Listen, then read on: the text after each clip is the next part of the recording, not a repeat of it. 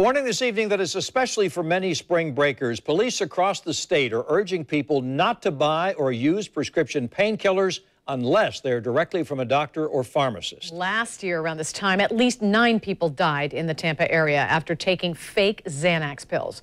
This comes as all opioid overdose deaths are at an all-time high. And as Channel 4's Vic Michelucci found out from investigators, there's a record number of tools used to make the counterfeit and potentially lethal drug.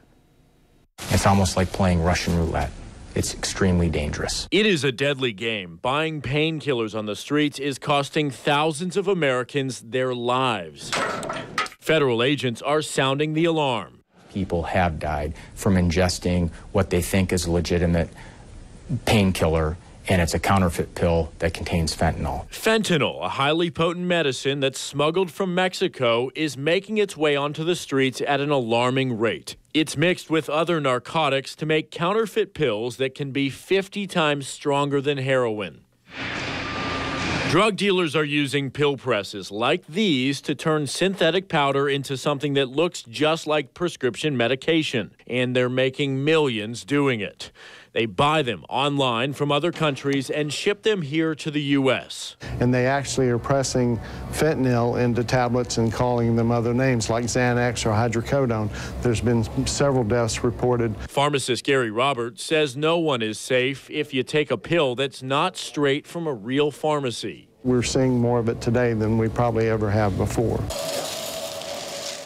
The dosage must be just right for pain pills. Too little, and it's not going to do the job. Too much, and of course, it could prove deadly for people.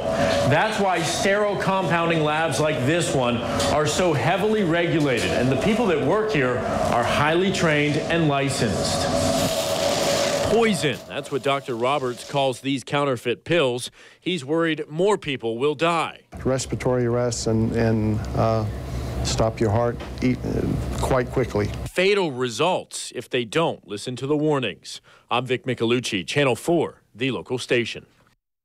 Every 45 minutes, someone calls poison control about children being exposed to the drugs. That's according to a new study from the Children's Nationwide Hospital in Ohio. Over a recent span of 16 years, about 188,000 calls were placed to poison centers about kids and teens being exposed to opioids. 60% of the children exposed were younger than 5, while teens accounted for about 30%.